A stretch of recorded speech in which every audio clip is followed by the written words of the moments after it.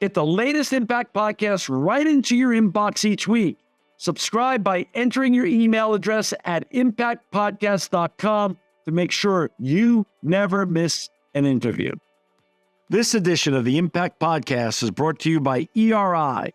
ERI has a mission to protect people, the planet, and your privacy, and is the largest fully integrated IT and electronics asset disposition provider and cybersecurity-focused hardware destruction company in the United States, and maybe even the world.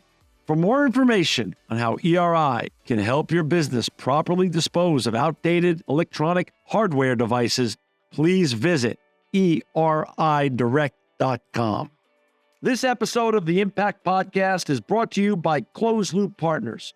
Closed Loop Partners is a leading circular economy investor in the United States with an extensive network of Fortune 500 corporate investors, family offices, institutional investors, industry experts, and impact partners.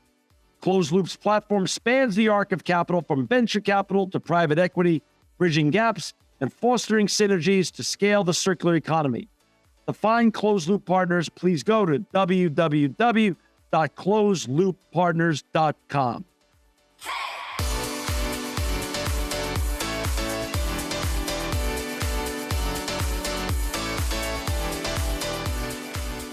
Welcome to another edition of the Impact Podcast. I'm John Shigarian, and I'm so excited to have with us today James Reeves. He's the Director of Sustainability Strategy at America Honda Motor Company. Welcome, James, to the Impact Podcast. Gosh, thank you so much for having me. Really appreciate it. This is an honor. I don't think Honda's ever been on before. I don't think you've ever been on before, so it's really, really great to have you on.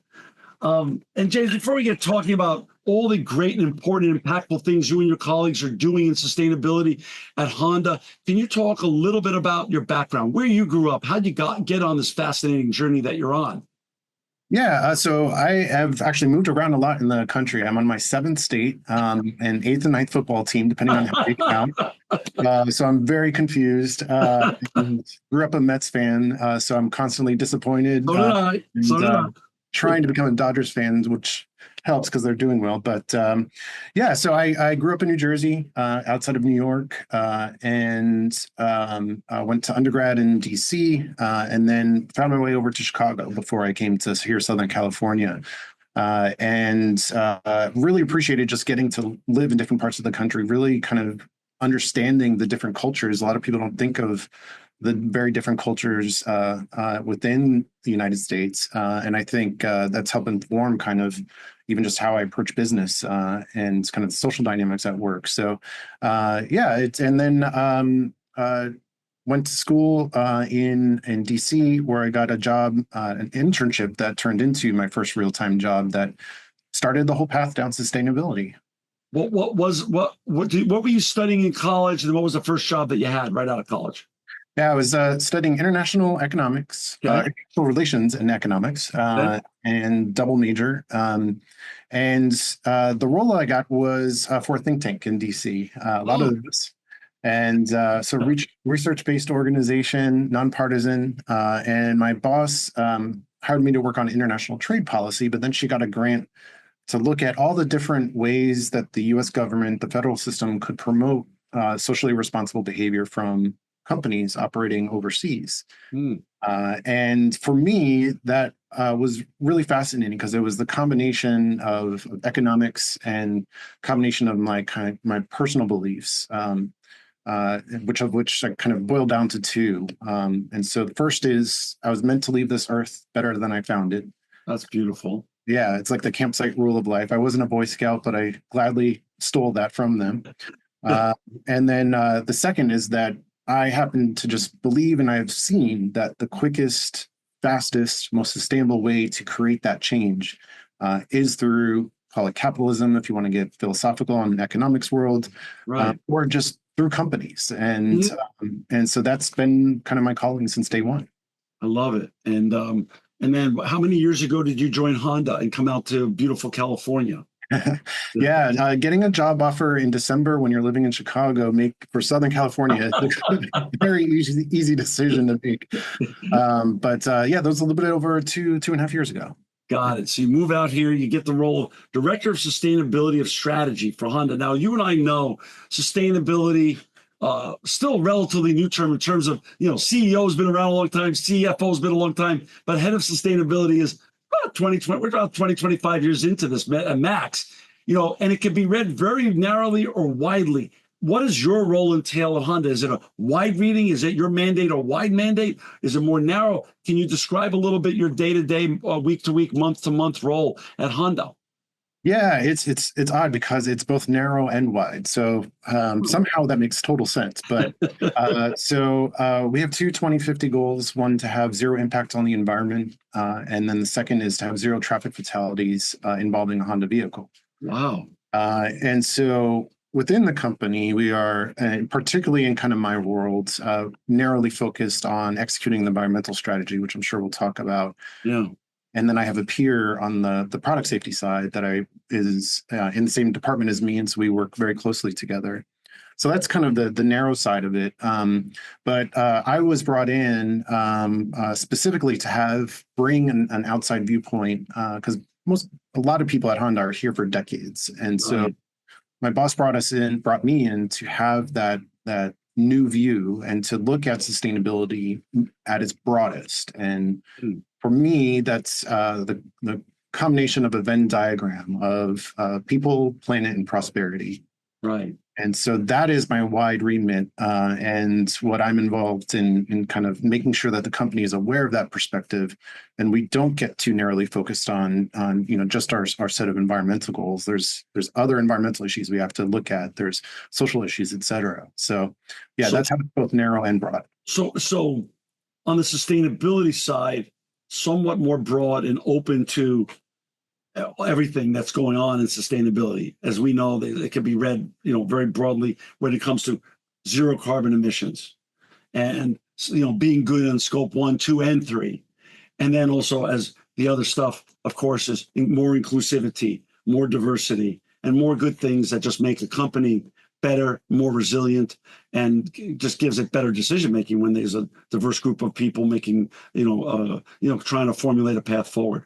So, but on the other side, though, somewhat more narrow, but somewhat succinct. But by the way, I've never heard that. I think that's a fascinating goal, zero fatality. So you have a counterpart. You have the James Reeves of who sits in that position, and you two work together.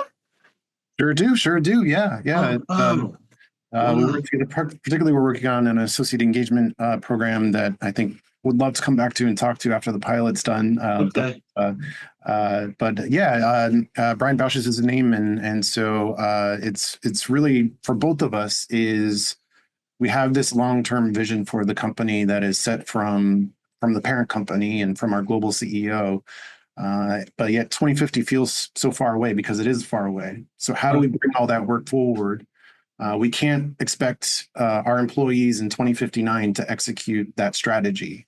It is up to us to do that work right now.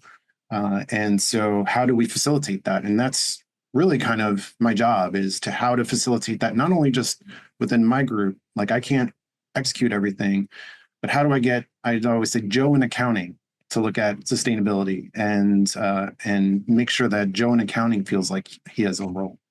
It makes sense, and I want to come back to the 2050 goals in a second, but just for our listeners and viewers to understand, Honda, of course, is one of the great iconic brands on this planet. American Honda had last year annual revenue of $7.2 billion, over 30,000 employees, and does most of your business in United States, Mexico, and Canada. So, and the URL, of course, to find James and all his wonderful colleagues at Honda's www.honda.com. Now, 2050 goals, they were created before you joined or when you were joining or sometime thereafter? Yeah, they were created by our global CEO, Toshihiro Mibe, and were announced in 2022. Got it. So just a little bit before I joined, there's so the environmental strategy is called Triple Action to Zero, and that was very much new, and that's about carbon neutrality, including scope 3, which is amazing when you consider we produce 35 million internal combustion engines a year globally. The second Triple Action to Zero pillar is on 100% clean energy, and then the third is on resource circularity. Now, on the safety side, there's also three parts to it too, and that's called Safety for Everyone. And actually, that program's been around for decades. Hmm. And Honda has a long storied history in promoting safety in our products. But for that strategy, we look at the traffic ecosystem. How can we make the roads themselves physically safer? And then what is the technology in the car to make the cars safer with the surrounding environment? And then the third and final pillar is the human behind the wheel. How can we, make sure that people have the driving skills, and the short, uh, you know, request of everyone is please buckle your seatbelt. As much as we have heard that message, it Sure. is the number one differentiator of whether or not you will live or not in a car accident. If your seatbelt is buckled, it goes a very long way. So that's my soapbox moment for the day. No, it's an important one, and it sounds obvious, and we take it for granted. But like you said, it just. I'm glad you repeated it. Is it possible? Is it within the realm? This last week, I took a ride, first time ever, in a Waymo, and I realized the possibility for the first time sitting in that car of autonomous driving. Is it possible that many of the Honda vehicles you produce in 2050 can be autonomous, and that's part of what you have to take into account when you're creating a zero fatality goal for 2050, that some of the cars might be autonomous cars? That's certainly that is part of it, and the technology that exists today is only going to improve over time and become Right. even more present. But at the same time, the technology won't change the road designs, and the road designs won't change overnight either. And so that's Right. a long-term conversation that we have to have with a lot of stakeholders, both federal level, state, and local level. And so we have to keep that in mind. And then, driving behaviors, we're still going to have non-autonomous cars on the road and still going to be human behind the wheel. And so we have to make sure everyone is kind of skilled to the level that they need to be to, make sure that we minimize, the risks as much as possible. Do you and your counterpart, who now manage these two main goals, which are deeply rooted inside of Honda in terms of zero fatalities by 2050, and also carbon neutrality and by 2050, what do you get together and talk about how do we get the whole company, our 30,000 employees, to buy into both of these? Because you're both also, that's a goal for both. It's not only just buying into sustainability, it's buying into also the product safety. So do you share best tips and best practices on communication and how to get more people bought in? Several times a day, and that's facilitated by the fact that his desk is about 10 feet away from me. Oh, So perfect. turn around and say something. So that's the frequency. But in terms of substance, yeah, we're exactly doing that. We're in a pilot project right now that is too soon to really kind of talk about.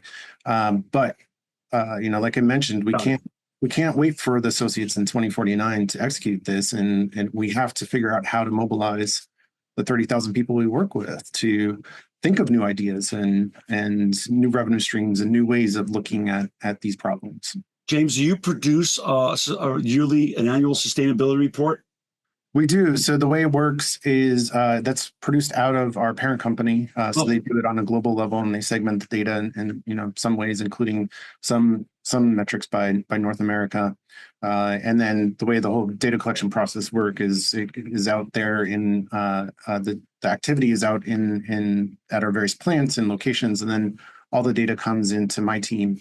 And we do the quality control and assurance, and then send that data on up to the parent company. So on a macro basis, do you have a set of requirements for the manufacturers of the parts of your cars, so that way they're made in a way that satisfies your standards in terms of sustainable production and manufacturing to help make the car, of course, the automobile, the best it could be? Yeah, absolutely, we do. It's called the Sustainability Supplier Excellence. And right now, it's mainly applicable for our direct suppliers. And so to think of it as direct suppliers are anything that goes on a car. Mm. And then indirect is the helpful category of everything else. Got So, and so yeah, our direct program has been around for many, many years, and I think is quite advanced. And fairly recently, we've been looking at how can we apply that same framework to our indirect suppliers. But for our direct suppliers, it includes everything from carbon emissions and setting kind of their own internal targets and reduction plans to diversity, equity, inclusion, and then water and waste goals as well. So. And that does that come out of sort of your own playbook of how you then manage your own factories and in terms of sustainable practices, in terms of energy and water and waste diversion in your own factories, and then you take that and then that goes into your requirements for your product manufacturers. Yeah, absolutely. I would say it starts with us, Right. and yeah. So we're decarbonizing our products and our operations, Wow. uh, and uh, and we are purposefully, absolutely limiting any use of offsets in the near term, so that we can really focus on decarbonization and working on accelerating clean energy within the company, and then trying to change the materials that we use so that we can work in a circular economy.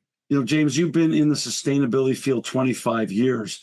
And so that really makes you an OG in this industry because, like I said it earlier, sustainability is still relatively a new term.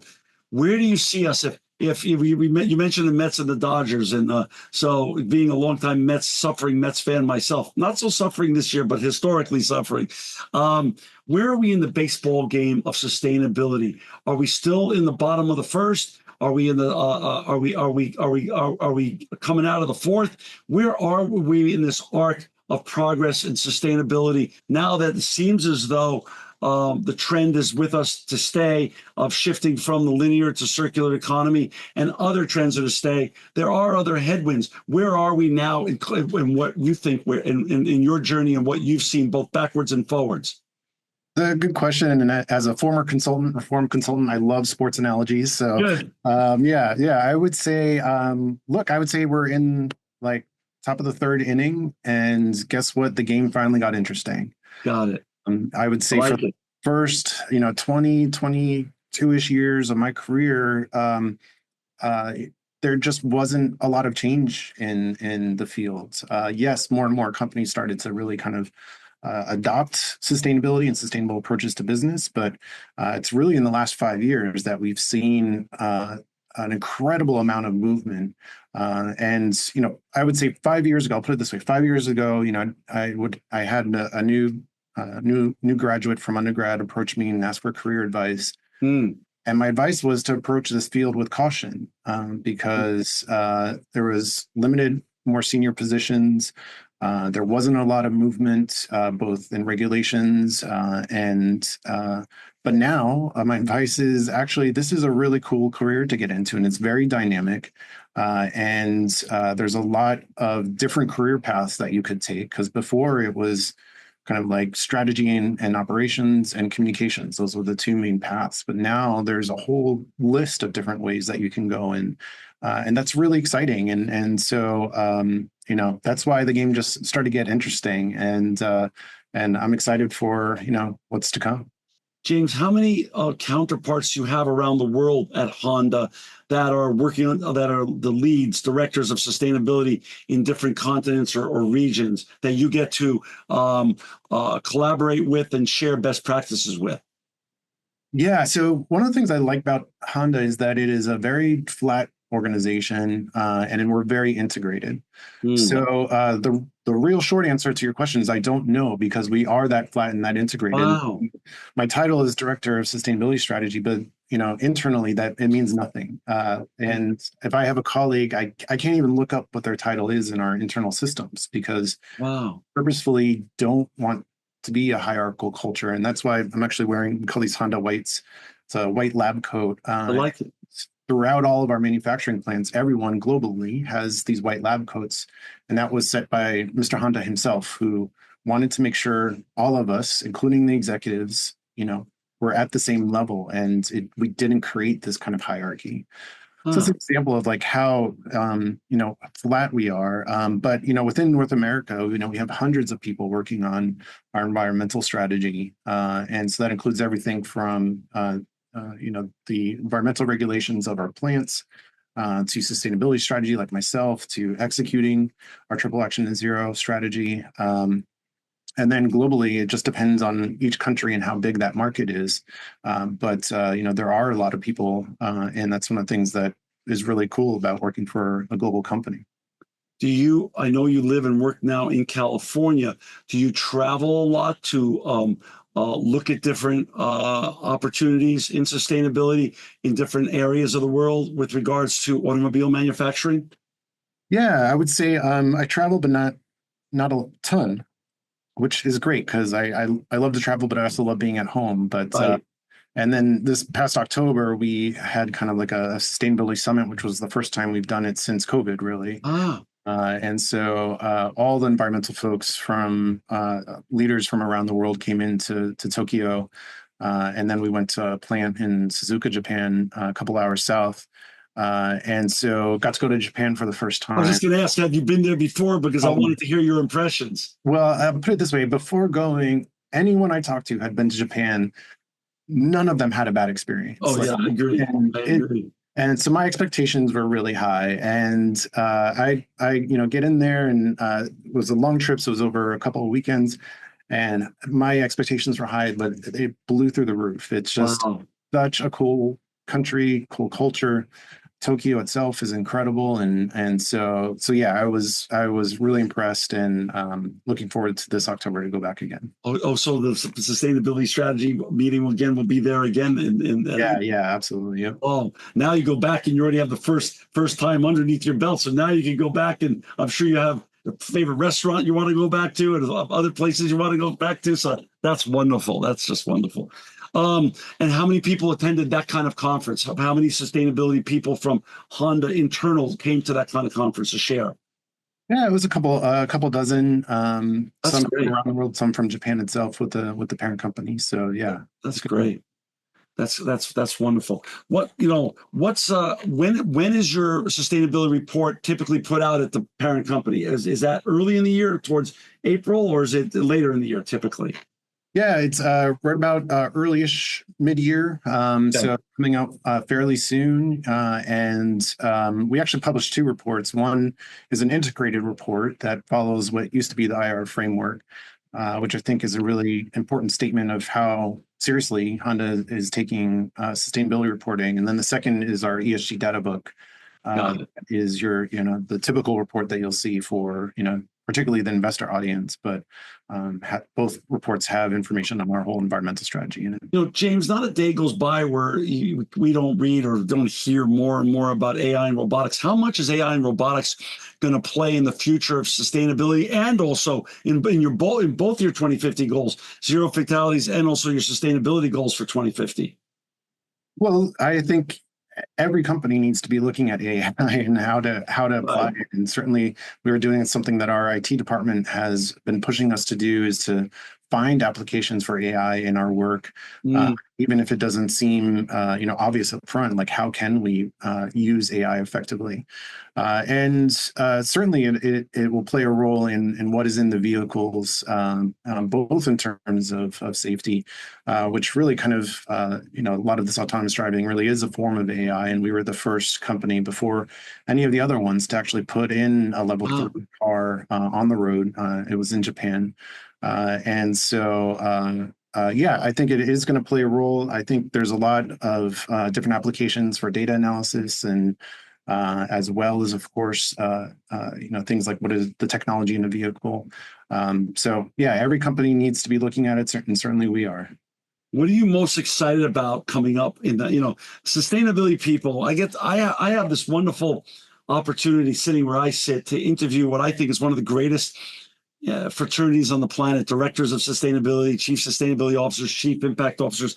And I know you're always of two minds. You're really happy about the accomplishments that you're about to report in this year's sustainability report, but you're always looking to the future because sustainability has no finish line. What are you most excited about in the next 24 months to come, James, with regards to what you're working on with your team and colleagues at Honda? Yeah, I mean, shameless plug. It's our new Zero series that will launch sometime in 2026. We revealed it at CES, and this is our one of the cars in it. It's called the Saloon, and wow. they brought it onto our campus a couple of weeks ago, so I got to see it in person, and it is just a really cool car. And then yeah, actually the robot here is his name is Osimo, and so it was a project from a couple decades ago that we created this robot, and so we decided to sunset him a few years ago. So that we could focus on battery electric vehicles, but we're naming the operating system within the car Osimo to acknowledge that kind of heritage. Wow. And so, yeah, I think we have a couple of zero emission vehicles out there now: the Honda Prologue, the Acura ZDX, and then a hydrogen car that's available in California only. And those are really, really cool.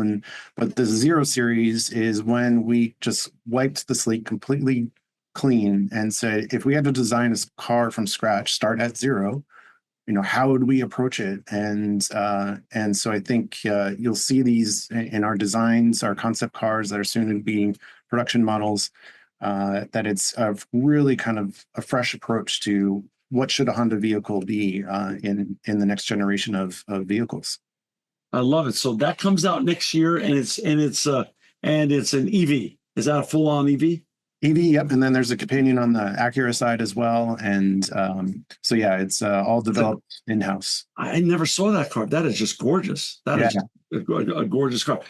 James, you've been doing this a long time. How do you get inspired? Do you go to other colleagues in the automobile industry? Do you look outside of the automobile industry, or do you find other forms of inspiration for the important and impactful work that you're doing?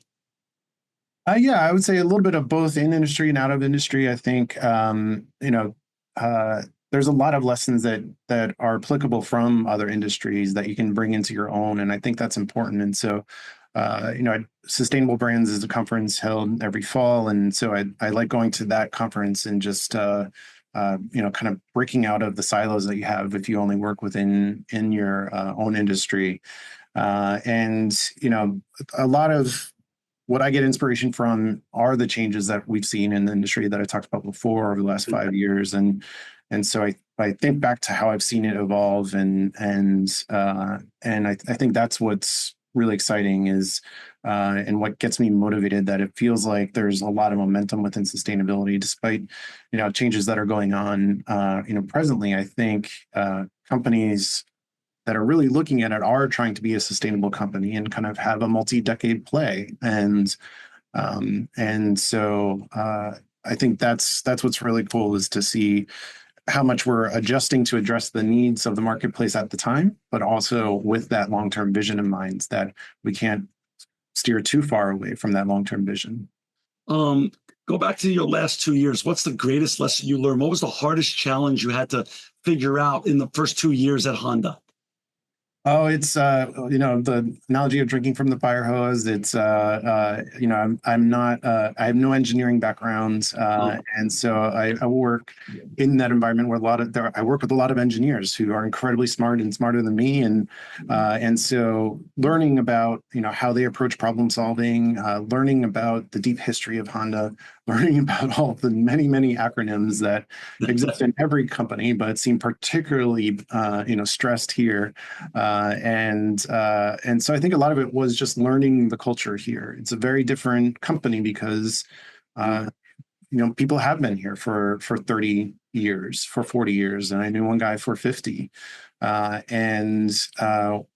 Having that institutional knowledge is extremely important.